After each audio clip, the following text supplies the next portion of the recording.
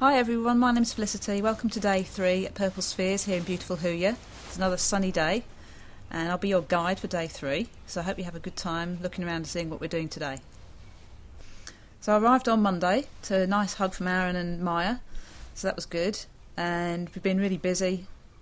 Yesterday was a really busy day actually. Everyone was kind of settling in, getting to know each other, sharing information, helping each other out and stuff. So the project I'm working on is a short animation using After Effects and Photoshop. My process for designing really is to start with a drawing, thumbnail quite rough, and then work on that a bit more, take some photographs and try and do proof of concept for the idea first of all, which normally would be, for instance, to take a photograph and do a paint over in Photoshop, or just do a straight paint in Photoshop of the concept idea.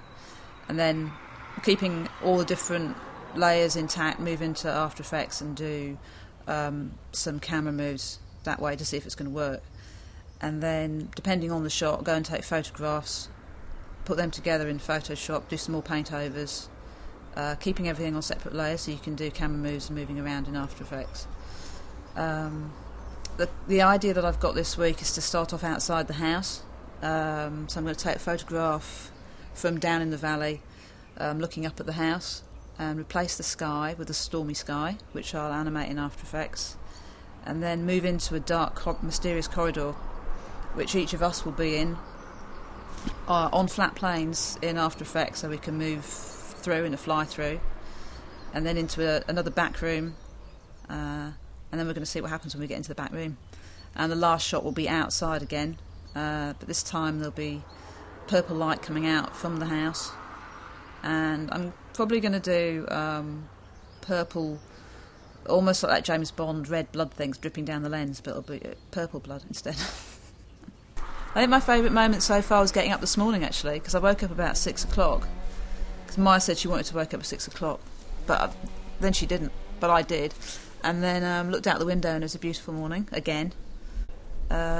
It's just nice sitting down with everyone, having a meal in the evenings actually, because everyone's been really busy during the day, and we're talking to each other and seeing what each other's doing, but in the evening everyone stops what they're doing and sits down and have a meal, which is really important I think, and food's always important anyway, but that's a great meeting point during the day, and the fact that everyone's been so open and sharing what they're doing is great, and no one's being precious at all about what they can do, and it's just it's a really spontaneous kind of environment and very inspirational, because everyone's sharing, which is what we should be doing, and that's the whole point of what we're doing with the internet and the whole open source thing as well. So I think even though there are some websites springing up that want to charge for their information, they're going to get left behind, because the people own the internet basically, and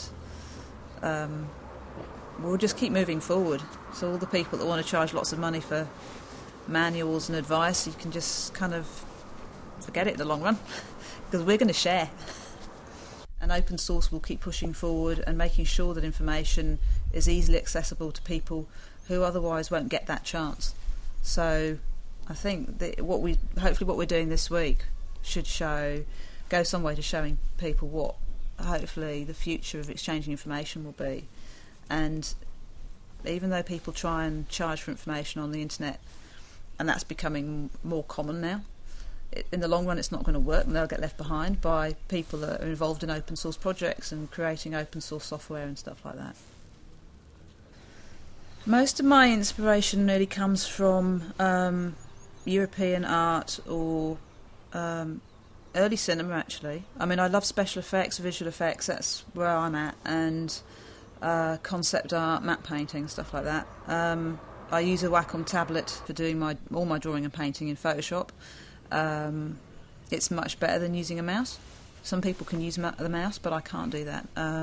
It's better for wrist exercise as well, to be honest, using a Wacom. Less likely to get RSI, but I jump between that and using the keyboard shortcuts a bit, but not much. Yeah, most of the artists that I admire, to be honest, are traditional artists. I love Turner and Constable and French artists, some of the Renaissance artists. I I love light, so Turner and Constable were great for light, really. Concept art, I love concept art, matte painting, doing all that trickery and stuff that you can do. The old ways of doing stuff is still really important, actually, because you can use the old ideas and traditional methods, you can apply them to the computer as well. I mean, it's kind of good just to have an idea that's actually quite flexible, but you can impose your own constraints, I suppose.